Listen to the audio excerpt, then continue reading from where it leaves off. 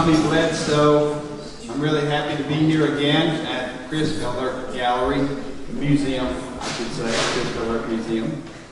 If you don't know about the state of the arts, you're about to, because this is, all you have to do is drive down the street behind me and you'll see what the state of the arts is, because it's a state of the arts license plate. When you go to the DMV and get your license plate renewed, but how many of you are going to go to the DMV and say, I've got 20 extra bucks here, can I buy that state of the arts license plate? Because that's what funds this program. That's what funds the state of the arts grants. 2 times a year, we give out the grants to support local arts here in St. Johns County. So that's the State of the Arts Grant Program. So what we're going to do is we're going to give out the awards. You'll get a certificate here with your project, and also a check in 90% of the cases. Because we had a little clerical error, and so we have 10 projects that we funded, and we will make sure that the other one gets the check as soon as possible. And what we'd like for you to do is to come up and just take a couple of minutes and tell people what you're going to be doing with this grant and whatever other match money that you have come up with. We'll start off with a newcomer here for our State of the Arts program.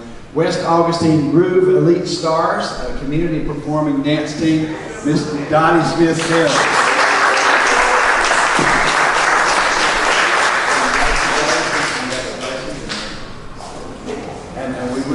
The check's in the mail, not yet. There will be one.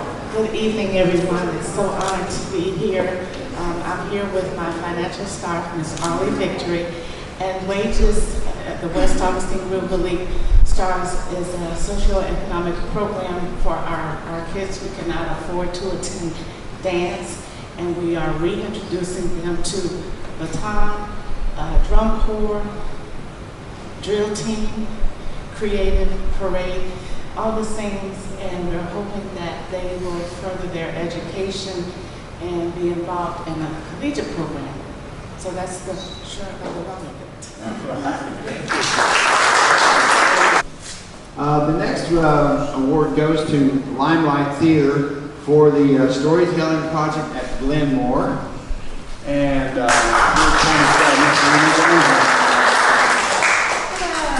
this storytelling program was done previously at the Council on Aging, and it's by someone here that also teaches in the theater program at Flagler College, Leah Tazy, Kip Tazy's wife, and we're trying it out at Glenmore this time, and it helps senior citizens express themselves through storytelling.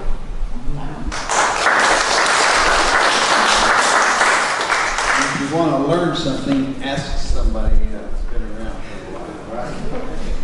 And the next award goes to Switzerland Point Middle School for music therapy, Minda Gordon, and let's have Stacey Strikehouse. Stacey is here, this assistant principal at the Swiss Point Middle School. Good evening, my name is Minda Gordon, and I'm a board certified music therapist. Currently in St. Johns County in Cunningham Creek, we have had a music therapy program for 10 years. Our students move on to Swiss Point, and the parents and the teachers there have been hoping for years that we would be able to expand so that the music could continue for these students into middle school. So we were very, very excited. I will be going to the middle school one morning a week to meet with the students, and we're going to be working with the administration and the teachers there to hammer out exactly what that's going to look like. But I believe there are 37 students in their special needs program that are going to be getting music therapy, and they're going to have music for the first time. So we're very excited. Thank you.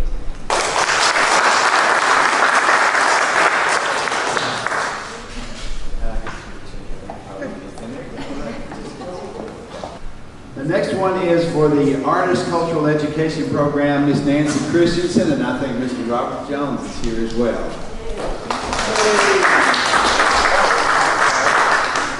Hi there, my name is Nancy Christensen, and I have two of my artist teachers with me.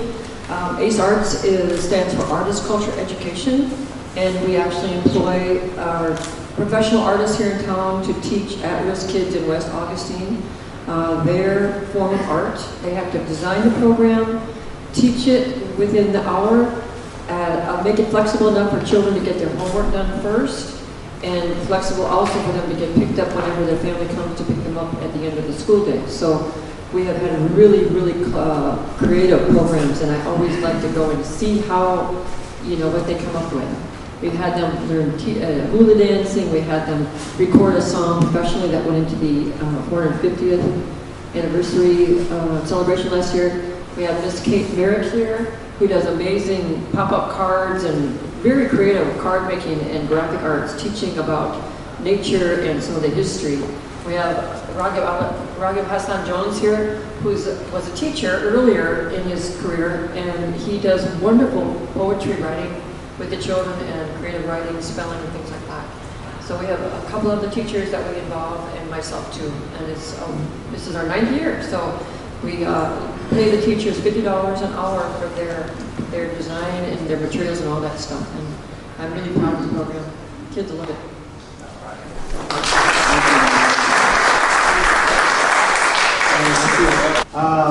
Next one is Compassion at St. Augustine, the Keys to Success, Karen Goldman.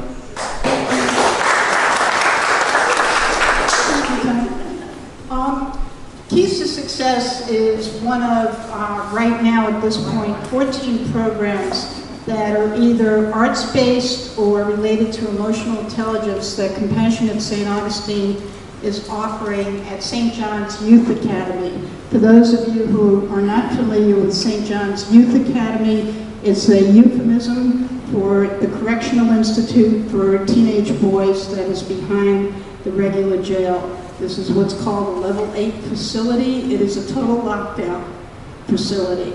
And every one of the instructors that we have are professional people who are volunteering their time and talent to offer these boys something that is not part of any curriculum or any allowance, if you will, that's made at the Academy.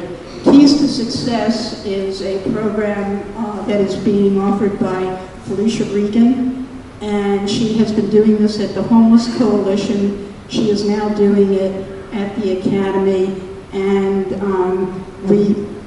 basically what happens is we have 2 pianos, digital, that she uses, but as soon as they're used for the lessons, they're locked up again, and the boys have not had any access really to being able to practice. And so what this grant allows us to do is to be able to buy a practice piano that can be in a permanent location so that the boys can go and practice when they want to.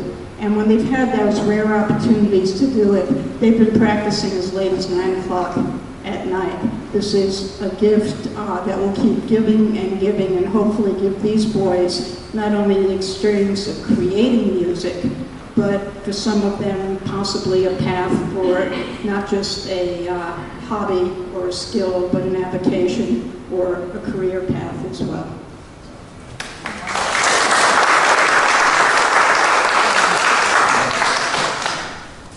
Next is the St. Augustine Community School of Performing Arts and Music Outreach, and Annette Danielson.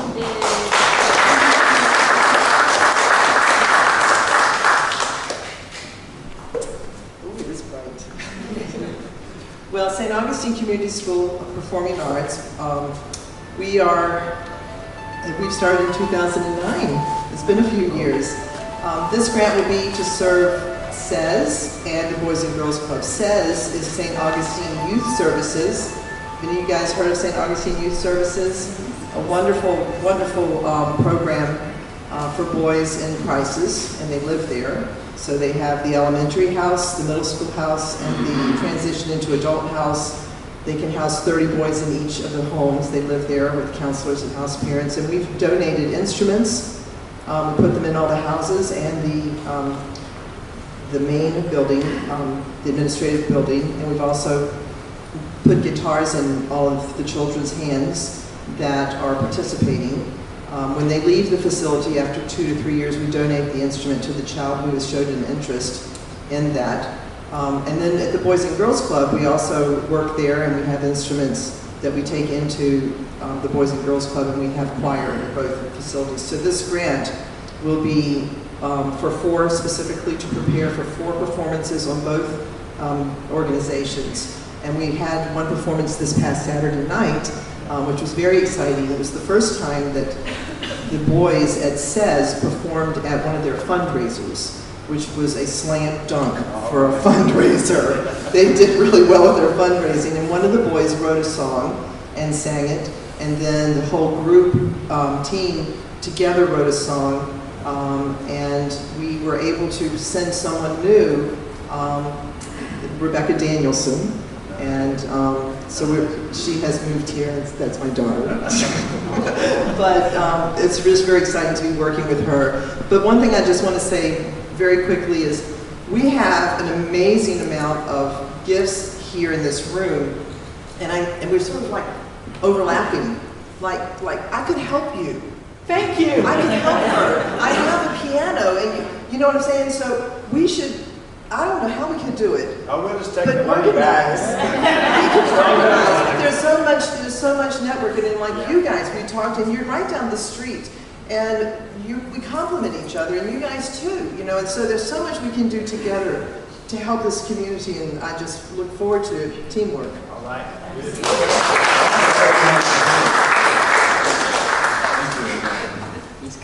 It's always about making those connections, and that's one reason why we love to bring you all together.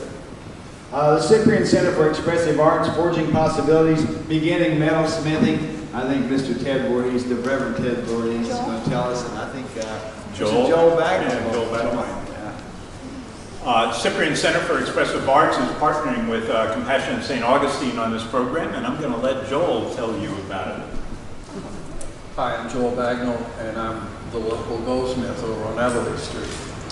My apprentice, Chase Williams, and I got involved through my involvement with Compassion St. Augustine and the Cyprian Center for the Arts, thinking that there was a need for the guys at the Youth Academy to have some way to be able to make something that they could be proud of, and that they might not all have had the opportunity to experience.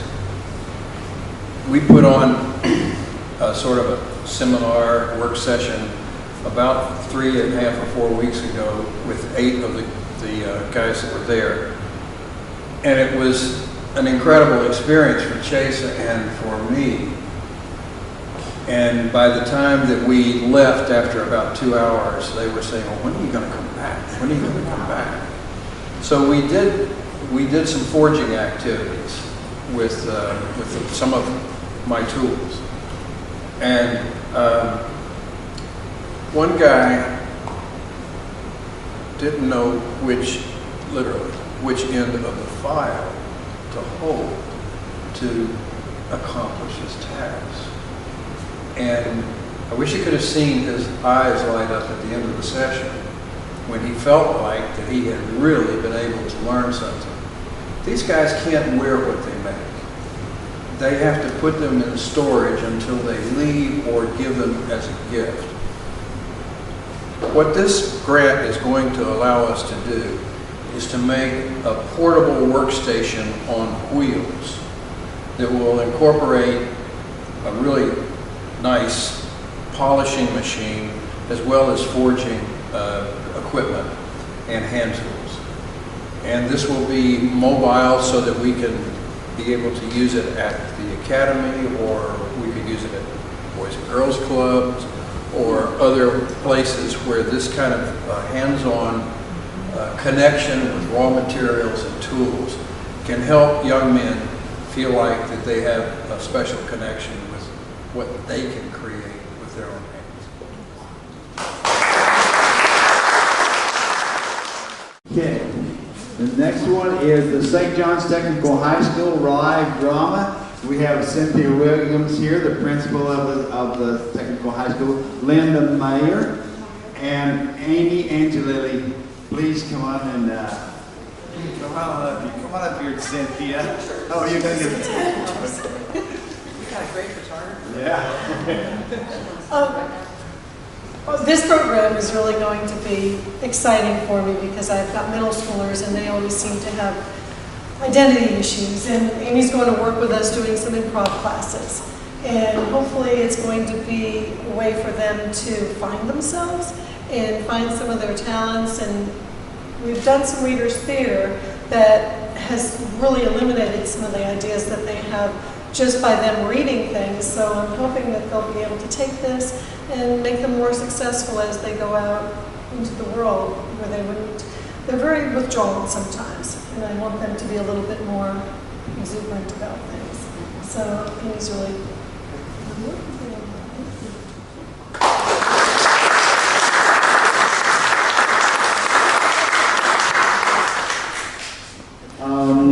we have the Southeast Branch Library of the Public Library System, Cracker Cowboy Poet. I don't think we have anybody here represented, but they're going to bring in a Cracker Cowboy Poet down there to the Southeast Branch, and Hank Madsen, so you can Google him and find out about him. It should be a real fun event. And last but certainly not least, the St. Augustine Ballet, a home for the holidays. This is Mr. the director of St. Augustine Ballet, G. Isabella, the technical director, Robert O'Leary. All right, thank you. St. Augustine Ballet started about 7 years ago with a mission to bring fully realized ballet production to our community. And what it has done is it's involved every level of the community. We've had dancers from this big to non-traditional dancers from the community, mayors and politicians and the like. But we also bring professionals in the industry into town, and we put on 2 fully realized productions every year. This particular grant, which we're very thankful for, is going to be used to bring 25 homeless children and their families to this year's production of The Nutcracker, so they can kind of enjoy what we're bringing to town. But the beautiful thing about the ballet is, in its 7-year run, under Louise's direction here, what I've enjoyed kind of watching from behind the scenes is watching these little ones become these bigger ones, who mentor the little ones, who then become these professionals that also can come back and give to our community. So we're really growing in our outreach to the world and producing both appreciators of the dance and dancers themselves.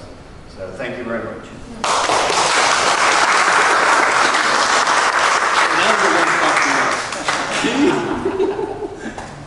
All right, well, let's get everybody to come around. That concludes our presentation, I think. So let's get everyone to come around and get a group photo.